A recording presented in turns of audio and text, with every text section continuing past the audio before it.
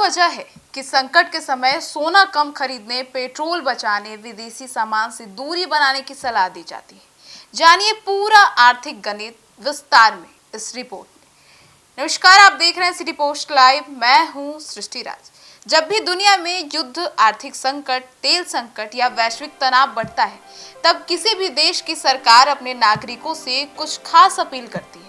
भारत में भी कई बार प्रधानमंत्री नरेंद्र मोदी और केंद्र सरकार की ओर से लोगों को ऊर्जा बचाने, विदेशी सामान पर निर्भरता कम करने, लोकल उत्पाद खरीदने, अनावश्यक विदेशी यात्रा से बचने, पेट्रोल डीजल की खपत कम करने और आत्मनिर्भर बनने की सलाह दी गई है।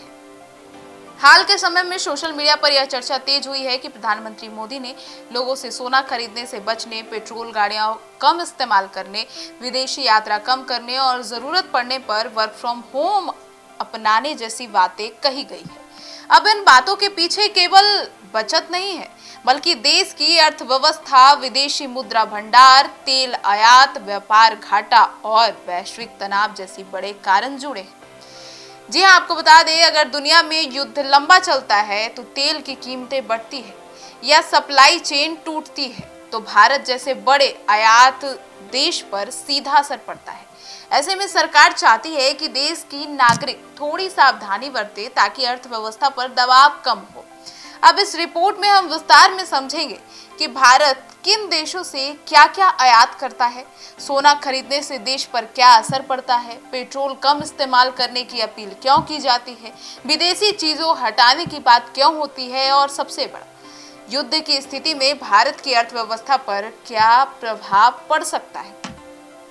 तो सबसे पहले, भारत किन देशों से क्या क्या मांगता है? तो भारत दुनिया की सबसे बड़ी अर्थव्यवस्थाओं में शामिल है, लेकिन अभी भी कई जरूरी चीजों के लिए दूसरे देशों पर निर्भर है। जैसे पहला, कच्चा तेल, यानी कि भारत अपनी जरूरत का लगभग 85% कच्चा तेल विदेशों से आयात कराता है। मतलब भारत किन किन देशों से अब तेल खरीदता है, सवाल उठता है। तो पहला, रूस, इराक, सऊदी अरब, संयुक्त अरब अमीरात यानी कि यूएई, अमेरिका, इन सभी से वह तेल मंगाता है। और इसका असर क्या होता है? अगर युद्ध के कारण तेल महंगा हो जाता है तो पेट्रोल और डीजल महंगे होते जाते हैं। अब ट्रांसपोर्ट खर्च बढ़ता है, खाने पीने की चीजें महंगी होती है, महंगाई बढ़ती है, सरकार पर सब्सिडी का दबाव बढ़ जाता है।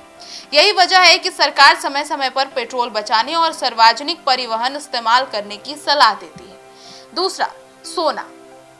भारत दुनिया में सबसे ज्यादा सोना खरीदने वाले देशों में शामिल है। भारत हर साल बड़ी मात्रा में सोना आयात करता है। भारत सोना कहां से मंगाता है? तो स्विट्जरलैंड से, यूएई से, दक्षिण अफ्रीका से, ऑस्ट्रेलिया से। अब सोना खरीदने से देश पर क्या असर पड़ेगा, इसकी बात करें तो जब भारत विदेश से सोना खरीदता है तो भुगतान डॉलर्स में करना पड़ता है। इससे विदेशी मुद्रा भंडार पर दबाव बढ़ता है, डॉलर की मांग बढ़ती है, रुपया कमजोर हो सकता है, व्यापार घट बढ़ सकता है। इसकी बात करें तो इसी कारण कई अर्थशास्त्री कहते हैं कि संकट के समय ज्यादा सोना खरीदना देश की अर्थव्यवस्था पर अतिरिक्त बोझ डाल सकता है। इसीलिए अभी प्रधानमंत्री मोदी द्वारा अपील की गई है कि सोना कम खरीदें। अब बात करते हैं तीसरे की, तो इलेक्ट्रॉनिक सामान। जी हाँ, भारत अभी भी कई इलेक्ट्रॉनिक उत्पादों के लिए चीन और अन्य देशों पर निर्भर है। भारत किन देशों से इलेक्ट्रॉनिक मंगाता है, इसकी बात करें तो चीन, ताइवान, दक्षिण कोरिया, वियतनाम। अब इससे क्या क्या शामिल है? तो mobile parts, chips, laptop, TV, camera, battery, ये सभी चीजें शामिल है इसमें। अगर वैश्विक तनाव बढ़ता है तो इलेक्ट्रॉनिक महंगे हो सकते हैं और सप्लाई रुक सकती है। अब बात करते हैं चौथे, खाद्य तेल की, मतलब एडिबल ऑयल की। तो भारत खाने का तेल भी बड़ी मात्रा में आयात कराता है। अब कहां से मंगाता है? तो इंडोनेशिया, मलेशिया, अर्जेंटीना और ब्राजील से। अब आपको बता दें, अगर अंतर्राष्ट्रीय संकट होता है तो खाने का तेल भी महंगा हो जाएगा। मतलब पेट्रोल गाड़ी कम इस्तेमाल करने की भी सलाह क्यों दी जा रही है? अब इसकी बात करें, पहले तो खाने के तेल तक ही निर्भर था ये चीज, पर अब पेट्रोल गाड़ी कम इस्तेमाल करने की सलाह इसलिए दी जा रही है, यह केवल पर्यावरण का मुद्दा नहीं है बल्कि राष्ट्रीय अर्थव्यवस्था से भी जुड़ा हुआ है। तेल आयात पर भारी खर्च होता है। भारत हर साल लाखों रुपए का तेल मंगाता है, मतलब लाखों करोड़ों अरबों का तेल मंगाता है। अगर लोग कम निजी वाहन इस्तेमाल करेंगे तो कार पुलिंग करें और मेट्रो और ट्रेन का उपयोग बढ़ाएं, तो इलेक्ट्रॉनिक वाहन अपनाएं, तो तेल की खपत कम होगी और विदेशी मुद्रा की बचत होगी।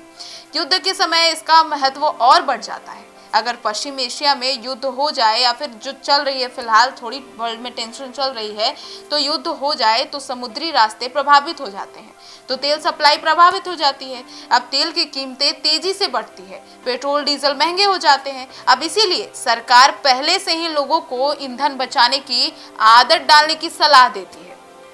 विदेशी यात्रा कम करने की सलाह क्यों दे रही है सरकार? इसकी बात करें तो जब भारतीय नागरिक विदेश घूमने जाते हैं तो वहां डॉलर या दूसरी विदेशी मुद्रा खर्च करते हैं।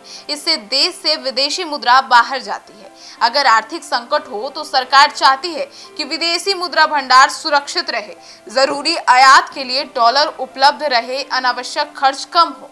हालांकि इसका मतलब यह नहीं है कि विदेशी यात्रा पर रोक है, बल्कि संकट के समय आर्थिक संतुलन बनाए रखने की सोच होती है।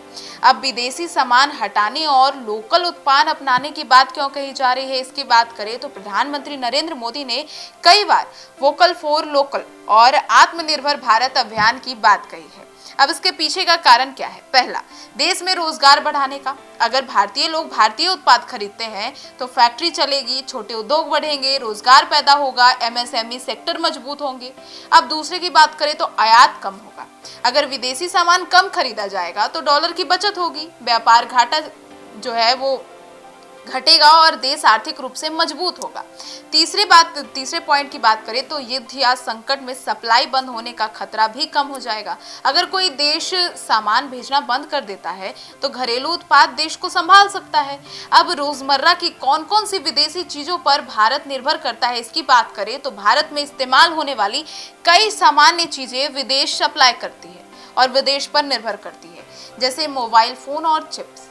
मोबाइल का बड़ा हिस्सा चीन या अन्य एशियाई देशों से आने वाले पार्ट्स पर आधारित होते हैं। दवाइयों का कच्चा माल भी विदेश से आता है।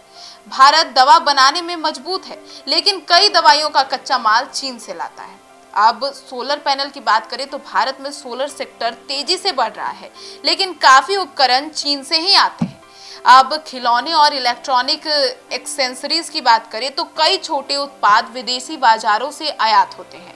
अब फर्टिलाइजर्स की बात करें तो किसानों को फर्टिलाइजर्स भी कम यूज करने की बात कही गई है।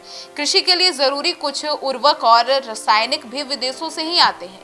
युद्ध का भारत पर अब क्या असर पड़ सकता है, इसकी बात करें तो अगर दुनिया में बड़ा युद्ध या लंबे समय तक तनाव चलता है तो भारत पर कई तरह से असर पड़ सकते हैं। पहला, महंगाई बढ़ सकती है।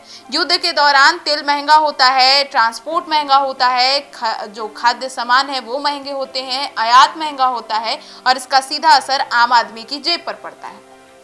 इसीलिए सरकार पहले से ही लोगों से अपील कर रही है, लोगों को सलाह दे रही है कि ज़रूरत की ही चीज़ें खरीदें और हो सके तो निजी वाहन का उपयोग ना कर, यदि मेट्रो की सुविधा है तो मेट्रो का उपयोग करें और अपने सामान को इधर से उधर भेजने के लिए ट्रेन का उपयोग करें। जितना हो सके उतना पेट्रोल डीजल बचाएं और सरकार के साथ अब सोना कम खरीद कर सरकार के साथ समर्थन दें, सरकार को, और उनके साथ खड़े हो। अब शेयर बाजार में भी गिरावट होगी, क्योंकि वैश्विक संकट आने पर निवेशक घबरा जाते हैं, विदेशी निवेश नकल सीखते हैं। अब बाजार में गिरावट आ सकती है, रुपए पर दबाव बढ़ सकता है, तो इसलिए सरकार पहले से ही लोगों से अपील कर रही है कि सतर्क रहें। तीसरा पॉइंट, रोजगार पर भी असर पड़ेगा। अगर उद्योग को कच्चा माल महंगा मिले तो उत्पादन कम हो सकता है, कंपनियां खर्च घटा सकती है और नौकरियों पर असर पड़ सकता है। चौथा, सप्लाई चेन टूट सकती है। अब अगर युद्ध बढ़ता है तो कोरोना काल में भी दुनिया ने देखा कि सप्लाई चेन रुक गई और चिप संकट हुआ और कार उत्पादन प्रभावित हो गया। अब इलेक्ट्रॉनिक्स महंगे हो गए। युद्ध की स्थिति में भी ऐसा ही हो सकता है। वर्क फ्रॉम होम की बात भी इसीलिए कही जा रही है। जी हाँ, वर्क फ्रॉम होम केवल महामारी के लिए नहीं है, बल्कि संकट प्रावधान का हिस्सा होता है। इससे फायदे क्या हैं? तो ईंधन की बचत होगी। अगर आप घर से ही काम करेंगे तो आप अपने निजी वाहनों का प्रयोग ही ना करेंगे, तो इससे ईंधन की बचत होगी। अगर लोग घर से काम कर रहे हैं तो पेट्रोल डीजल की खपत कम हो जाएगी, ट्रैफिक कम होगा, आयाती तेल पर दबाव घटेगा। दूसरा, आपात स्थिति में सुरक्षा। जी हाँ, अगर युद्ध या सुरक्षा संकट हो तो जरूरी काम जारी रह सकते हैं। अब डिजिटल अर्थव्यवस्था को भी बढ़ावा मिलेगा। भारत तेजी से डिजिटल हो रहा है, वर्क फ्रॉम होम से इंटरनेट सेवाओं का उपयोग बढ़ता है, डिजिटल भुगतान बढ़ता है, जो टेक सेक्टर है वो भी मजबूत होता है। तो अब ऐसे में भारत आत्मनिर्भर बन सकता है, यह सबसे बड़ा सवाल है। तो पूरी तरह आत्मनिर्भर बनना आसान नहीं है, क्योंकि आज की दुनिया आपस में जुड़ी हुई है, अर्थव्यवस्था पर आधारित है। लेकिन भारत कई क्षेत्रों में तेजी से आत्मनिर्भर बनने की कोशिश कर रहा है। भारत किन किन क्षेत्रों में आगे बढ़ रहा है इसकी बात करें तो रक्षा उत्पादन, भारत अब मिसाइल, लड़ाकू विमान, ड्रोन, हथियार देश में बनाने पर जोर दे रहा है। मोबाइल निर्माण की बात करें तो भारत अब दुनिया के बड़े मोबाइल निर्माण केंद्रों में शामिल हो चुका है। अब सेमीकंडक्टर मिशन, जी हाँ, सरकार चिप निर्माण के लिए भी बड़ी योजनाएं चला रहा है। ऊर्जा क्षेत्र की बात करें तो solar energy, green hydrogen, electric वाहन पर तेजी से काम कर रही है। अब क्या आम लोगों को डरने की जरूरत है? क्योंकि जिस तरीके से प्रधानमंत्री नरेंद्र मोदी ने लोगों से ये अब तमाम अपील की है, तो इसके बाद क्या आम लोगों को डरने की जरूरत है? तो विशेषज्ञों का मानना है कि भारत की अर्थव्यवस्था जो है वो पहले की तुलना में काफी मजबूत है। भारत के पास बड़ा विदेशी मुद्रा भंडार, मजबूत बैंकिंग सिस्टम, बड़ा घरेलू बाजार, तेजी से बढ़ती डिजिटल अर्थव्यवस्था है।